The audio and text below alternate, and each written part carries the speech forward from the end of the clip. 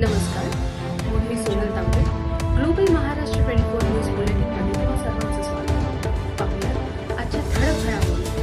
फक्त ग्लोबल महाराष्ट्र 24 वृत्तवाहिनीच्या आपल्या हक्काचे विचार.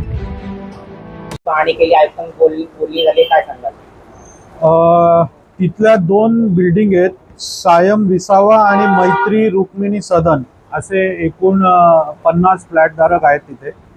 आणि ही जी घटना आज सकाळी घडली अत्यंत दुर्दैवी आहे आणि याबाबत अजून मोठी घटना काही घडू नये म्हणून आम्ही आयुक्त महोदयांची आता भेट घेतली आणि आयुक्त महोदयांना पुढचा प्लॅन ऑफ ॲक्शन काय असणार आहे ते आम्ही विचारलं. तर त्यांनी आम्हाला सांगितलं का आता सध्या ते तिथले जे फ्लॅटधारक आहेत साधारणतः 50 लोक आहेत, त्यांना आता इमिडिएट शिफ्ट करतायत, हॉटेलमध्ये करतायत, काहींना डोंबिवली जिमखान्यामध्ये करतायत आणि येत्या 3 ते 4 दिवसामध्ये संपूर्ण सॉईलची बॅक फिलिंग करून, रिटेनिंग वॉल करून, जे काही तांत्रिक दृष्ट्या पाहिजे तिथे ते संपूर्ण करून एक 4 ते 5 दिवसामध्ये पुन्हा तिथे त्या लोकांना रिलोकेट केलं जाईल असं आयुक्त महोदयांचं आम्हाला म्हणणं होतं. आम्ही त्यांना विनंती केली आहे का ते जे फ्लॅटधारक तिथे आहेत ते जे मेंबर्स आहेत साधारणतः 50-51 मेंबर्स आहेत, तर त्यांना आता जे शिफ्ट करून जिकडे जिकडे शिफ्ट करणार आहात तर आतापासनं पुन्हा त्यांना त्यांच्या घरामध्ये रिलोकेट करेपर्यंत संपूर्ण जिम्मेदारी ही महानगरपालिकेने घेतली पाहिजे. त्याला त्यांनी होकार दिलेला आहे. दुसरी गोष्ट, तांत्रिकदृष्ट्या त्यांच्या जे बिल्डिंग आहेत, सोसायटी आहेत, त्यांची स्टॅबिलिटी चेक करून महापालिकेतर्फे त्यांना आश्वासित करावं का पुढच्या 25-30 वर्षात तुम्हाला या बिल्डिंगला काही होणार नाही आहे. आणि या संपूर्ण ट्रान्झिटमध्ये जे ज्या गोष्टी आवश्यक आहेत याची संपूर्ण जबाबदारी महानगरपालिकेने घेतली पाहिजे. आणि ते जे फ्लॅटधारक आहेत त्यांना प्रत्येकाला महानगरपालिकेने लेखी हमी दिली पाहिजे का यापुढेही जर 15-20 वर्षामध्ये काय दुर्घटना घडली तर त्याची संपूर्ण जिम्मेदारी ही कल्याण डोंबिवली महानगरपालिकेची असेल असं आम्ही त्यांना विनंती केली. त्यांनी आम्हाला त्याबाबत होकार कळवलेला आहे. परंतु आता सध्या इमर्जन्सी सर्व लोकांना रिलोकेट करण्याची प्रायोरिटी आहे, त्यालाही आम्ही मान्य केलेलं आहे. तर जसं सगळे लोक शिफ्ट होतील, शिफ्ट झाल्यानंतर महानगरपालिका यांना लेखी स्वरूपामध्ये प्रत्येक मेंबर्सला हमी देणार आहे का संपूर्ण टेक्निकल ॲस्पेक्ट तपासून पुन्हा रिलोकेट करून आणि येणाऱ्या भविष्यामध्ये कुठल्याही प्रकारचा यांना त्रास होणार नाही त्याची जिम्मेदारी ही महानगरपालिकेने घ्यावी. आता ही वेळ नाही आहे कॉन्ट्रॅक्टरवर कारवाई करावी किंवा या बाबतीत काय निर्णय घ्यायचा. हे संपूर्ण झाल्यानंतर, मेंबर रिलोकेट झाल्यानंतर आम्ही मनसे म्हणून ज्या कॉन्ट्रॅक्टरच्या निष्काळजीमुळे किंवा महानगरपालिकेच्या अधिकाऱ्यांमुळे ही वेळ आली आहे, ही परिस्थिती आली आहे. कारण मी जी माहिती घेतली तर तिथले जे एक रहिवासी आहेत ते साधारणतः बरेच महिने झाले यांना कळवत आहेत का तुम्ही सेफ्टी मेजर्स घ्या. रात्री 2-2, 3-3 वाजेपर्यंत यांचं काम चालू होत आहे पण कोणीही यांची दखल घेतली नव्हती. तर ते सोसायटी मेंबर्स आम्हाला भेटले, आम्हाला विनंती केली त्यांनी का आमच्या पाठीशी उभी राहा. महाराष्ट्र नवनिर्माण सेना संपूर्णपणे जे सोसायटी फ्लॅटधारक आहेत त्यांच्या पाठीशी ठामपणे उभी आहे. अधिकारी वर्गाने इकडे कुठलंही लक्ष दिलेलं नाही. आता त्या बाबतीमध्ये मी तांत्रिक तर आता तपासल्याशिवाय सांगू शकत नाही.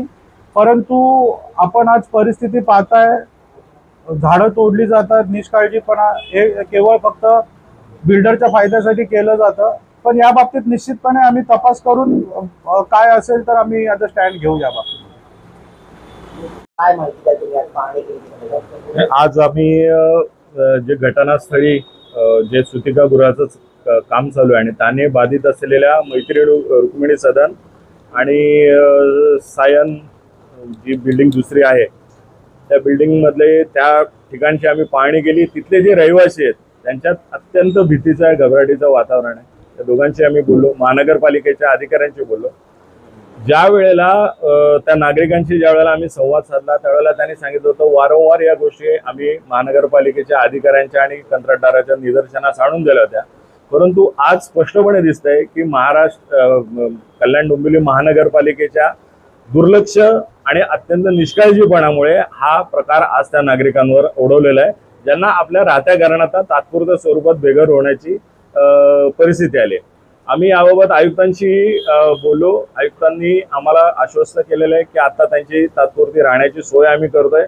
त्याचबरोबर तांत्रिक बाबी, बॅकफिलिंग असेल, रिटेनिंग वॉल असेल, त्याच्यानंतर त्याचं स्ट्रक्चरल ऑडिट असेल, पासून ती बिल्डिंग पुन्हा अत्यंत राहण्यालायक सुस्थापित होईपर्यंत सगळ्या गोष्टीचा खर्च आणि जबाबदारी ही महानगरपालिकेची असेल. लोकांना पुन्हा त्या ठिकाणी राहायला मिळेल या सगळ्या गोष्टीची जबाबदारी महानगरपालिकेची राहणार आहे. आणि या सगळ्या गोष्टीचं आश्वासन घेतल्यानंतर राजकारण करायची वेळ जरी नसली तरी याबाबत तिथल्या लोकांचा नाराजीचा सूर हा जाणवतोय. त्या दृष्टीने आम्ही त्या लोकांशी बोलू. महाराष्ट्र नवनिर्माण सेना या प्रकाराचा पूर्ण छडा लावल्याशिवाय महाराष्ट्र नवनिर्माण सेना स्वस्थ बसणार नाही आणि संपूर्णपणे त्या नागरिकांच्या पाठीशी ठामपणे उभे राहील. डिझास्टरमध्ये आपण बोलतो की जीवितहानी होऊ नये म्हणून आपण प्रिकॉशनरी इमिजिएटली तरीही जरी इमिजिएट धोका नसेल तरीही काही गोष्टी स्टेबिलिटीसाठी करण्याची गरज आहे. म्हणून आपण कॉन्ट्रॅक्टरची टीम होती, त्यांची स्ट्रक्चरल इंजिनियर होते. मग इथे डोंबिवलीची पण लिमाय साहेब आणि त्यांची टीम म्हणजे जे स्ट्रक्चरल आर्किटेक्ट्स आहेत आणि सॉईल इन्व्हेस्टिगेशन साठी काही एक्सपर्ट्स आणि जिओ टेक्निकल एक्सपर्ट्स म्हणजे कोण सॉईल स्ट्रक्चर असेल किंवा बाकी गोष्टी असतील तर काय काय करता येईल त्याच्यामध्ये दोन्ही गोष्टी पाहिजे की काय काय इमिजिएटली आपल्याला करता येऊ शकते ते खूप चांगलं राहील. तर त्याच्यामध्ये एकच सध्या सोल्युशन आलं की बॅकफिलिंग इमिजिएटली करायचे म्हणजे सॉईलने पूर्ण बॅकफिलिंग केलं जे अगोदरच म्हणजे सॉईल होतं बेसिकली तर ते पूर्ण बॅकफिलिंग करून 45 डिग्रीने रिफिल करून त्या पोर्शनला आपण करून दिला तर तो स्टेबलाइज इमिजिएटली होऊन जाईल. ते करायला अंदाजित 4-5 दिवस जातील. ते इमिजिएटली कॉन्ट्रॅक्टरला करायला सांगितलेलं आहे. मटेरियल प्रोक्युअरमेंटसाठी पण सांगितलं आहे. आता इमिजिएटली ते बॅकफिलिंगचे काम ते सुरू करेल म्हणजे जे एक्सपोज झालेला थोडासा रॉक दिसत आहे ते पूर्ण बॅकफिलिंग होऊन त्याला इमिजिएटली सपोर्ट भेटून जाईल. नंतर कंपाऊंड करून ते मग प्रॉपर हे करता येऊ शकतं.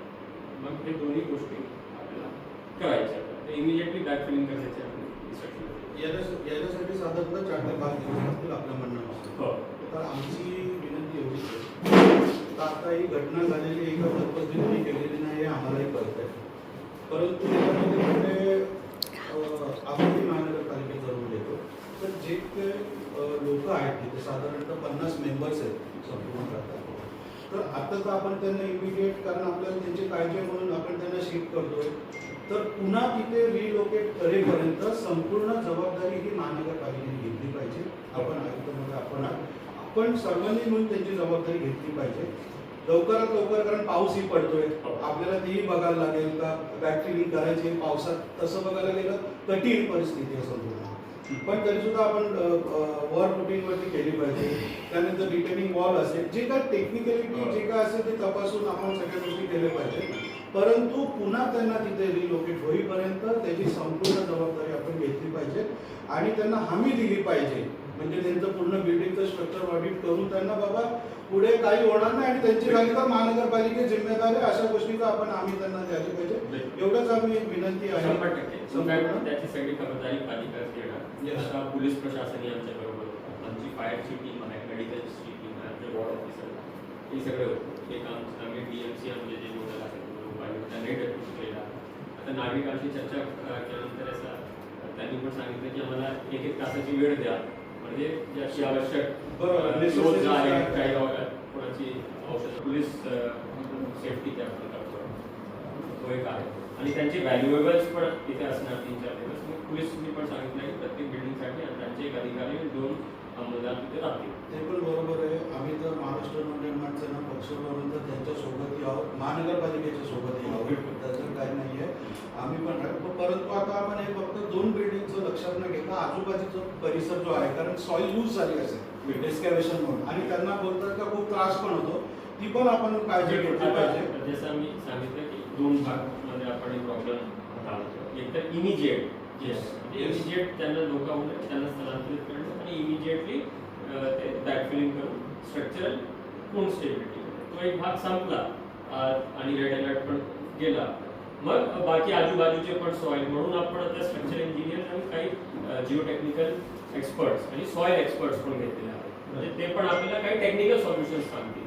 तर टेक्निकली म्हणजे नाही, मी ते बॅक फिलिंग केल्यानंतर त्याला परत ते ते येणारच. पहिले बॅक फिलिंग होईल, मग म्हणजे जे मला टेक्निकली समजतं ते आता म्हणजे काही गोष्टी सगळ्या टेक्निकल आहेत गोष्टी म्हणजे टेक्निकली तपासून आपण हा, केलं ते आम्ही करू, बिलकुल, 100%. त्यांच्या स्टॅबिलिटी रिटेनिंग वॉल असेल, तिथे अँकर असतील, शोर पायलिंग असतील, बॅक फिलिंग असतील, तर त्याच्या कॉम्प्युटरायझेशन करून आपल्याला करता येईल. आणि आपल्या सगळ्या गोष्टी करू. महानगरपालिकेच्या पॅनल थ्रू त्यांच्याला स्ट्रक्चर ऑडिट करून त्यांना आपण शुअरिटी देऊन टाकू. आम्ही आमच्या काउंटरिंगला पण आदेशित केलेला आहे की जे ओरिजिनल बिल्डिंग जेव्हा डिझाईन केले होते, ज्या स्ट्रक्चर इंजिनियरनी त्यांच्याशी पण संपर्क साधला म्हणजे त्यांनी खाली कसं डिझाईन केलं होतं, काय आहे, तर त्यांची ड्रॉइंग्स पण मागून घेऊ, म्हणजे त्यांची फुटिंग कुठपर्यंत आहे, त्यांचं फाउंडेशन कुठपर्यंत, ते पण आमची टीम होता.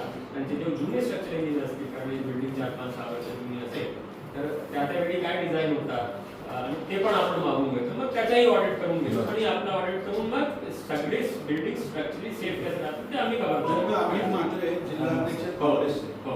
फक्त माझा एक कन्सर्न होता की आपण आता जशी पाटील साहेबांनी पण सांगितलं की जबाबदारी महापालिका घेणारच आहे, आपण त्यांना काही लेखीमध्ये असं बॅकअप त्यांना देणार आहोत का देऊ शकतो का, म्हणजे सपोर्ट म्हणून की आता पोलीस अधिकारीच थांबणार आहेत, तर तिकडे काय प्रॉब्लेम झाला तर मग आपण त्यांना अजून काय बॅकअप देऊ शकतो का लेखी स्वरूपामध्ये?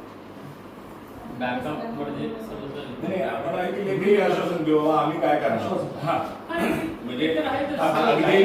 अगदी हे टेक्निकल याच्यात नको, पण संपूर्ण त्याची स्टॅबिलिटी होईपर्यंतची जबाबदारी महानगरपालिकेची आहे. तुमचे जे काही बिलॉंग्स इन घेत आहे याची सगळ्याची जबाबदारी ऑलरेडी घेतलेलीच आहे. नाही, त्यांचं म्हणणं आहे एकच आहे, एक छोटं पत्र आणि सोप्या भाषेमध्ये का तुम्हाला पुन्हा रिलोकेट करण्यापर्यंत सर्व जबाबदारी आहे. हा, तो एक 4 वेळी लिहिल्या तर कसं आहे का आपण नाही, ते गरज आहे पण आणि त्यामुळे ते म्हणाले आम्ही आमच्या जुन्या घरी जातो आणि एक काहीतरी 25-30% आहे त्यांना आपण हॉटेल्समध्ये वगैरे सगळी व्यवस्था केली आणि त्याची पूर्ण खर्च सगळी